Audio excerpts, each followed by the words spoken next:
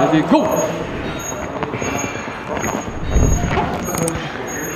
این بازو رو افتاندن و با این بازو با این دست غالب شدن کاری سهل آسان نیست، چون که به خاطر این بازو رو با این بازو غالب شدن باید ماها و سالها تمرین کنی.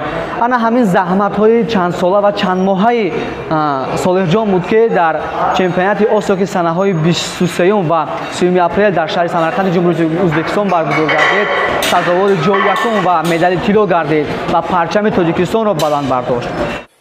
پس از یک سال تمرین زحمت‌های صالح معروفوف ثمر داد و او را قهرمان آسیا اوید به نمود ورزشی دست‌یابی نمود. او در مسابقه سطح آسیا روزهای 23 تا 30 اپریل سال جاری از روی همین نمود ورزش در وزن 45 کیلوگرم شرکت نمود. در این مسابقه ورزشکاران ده‌ها کشور دنیا میان هم رقابت نمودند. صالح در این مسابقه همه رقیبانش را دستخوان کرده سزاوار مقام اول و مدال طلا گشته پرچم تاجیکستان را بالا برداشت.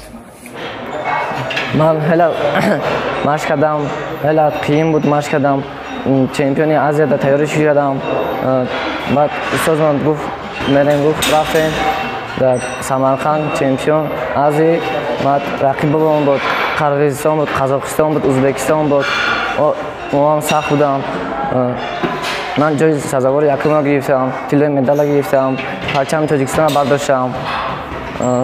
اینجا خیلی خوب بود، ورزشکارا بسیار بودن. صالح معروفوف با توصیه پدر به این طول ورزشی آمد، چنانه که خود او میگوید از نخستین روز پیوستن به این نمود ورزش در دل آرزوی قهرمان شدن را میکند. حالا با سپری شدن یک سال نیت‌هایش عملی می‌گردد. صالح همه روزه به این تالار آمده با همراه استاد خود مراد ادریسیف نازکی‌های ورزش دست‌یابی را می‌آموزد.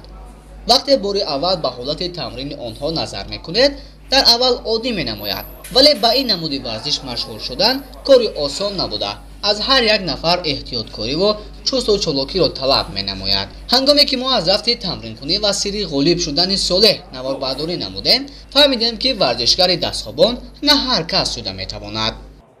قهرمان ما در قطار 14 نفر دیگر یکی از جوانان افتخاری ختلان میباشد، چون 16 نفر شاگردان مراد ادریسیف در چمپیونات آسیا که در شهر سمرقند جمهوری ازبکستان همین سال برگزار گردید از روی نمود دست‌یابی اشتراک نموده 14 مدال را به دست آوردند.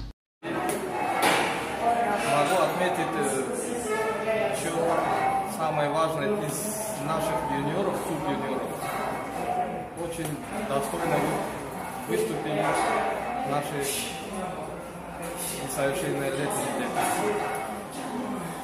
Первое место занял Джон Маруф. Первый раз у нас так произошло. Супер-юниор 45 килограмм.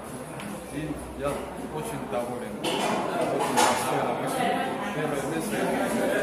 Первый раз у нас. حالا او 17 سال دارد. البته در سن سال صالح قهرمان آسیا گردیدن کاری سهل و آسان نیست، ولی چونه که در عرفیت میگویند هیچ گنج برنج به دست نمی آید. تلاش و زحمت‌های این جوان موفق باختری به او عنوان قهرمان آسیا را داد.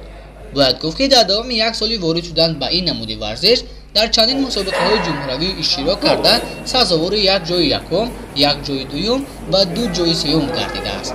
بعد شرکت در مسابقه سطح جمهوری که در شهر باختر برگزار گردید در آن صالح 2 جای را صاحب گشته شوق زیاد به دست‌یابی او را به شهر خوجند ولایت سوخت برای اشتراک در مسابقه جمهوری کشاند. در این مسابقه صالح در حجم 10 کیلوگرم از وزن خودش زیاد اشتراک کرده جای سوم را میگیرد. با گذشت چند ماه باز در شهر دوشنبه مسابقه از روی این نمود ورزش برگزار گردیده صالح باز در وزن 55 کیلوگرم شرکت کرده جای دوم را نصیب می شود.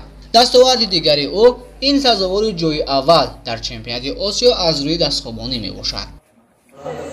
مورد به یادآوری است که توجه به این نمود ورزش روز تا روز در تمام منطقه‌های تاجیکستان علل خصوص در شهر باختر زیاد گردیده شماره ورزشکاران می‌افزایند. مثال روشن گفته‌های بالا این تالار پر از جوان شده می‌تواند. صالح که طول یک سال می‌شود زیر راهبری استاد خود مراد ادریسیف تمرین می‌کند، نیت دارد که در آینده در مسابقه‌های بیرون از آسیا شرکت نموده سزاوار جای‌های نمایان و چمپیون جهان از روی این نمود ورزش گردیده شرف تاجیکستان عزیز را بلند بردارد.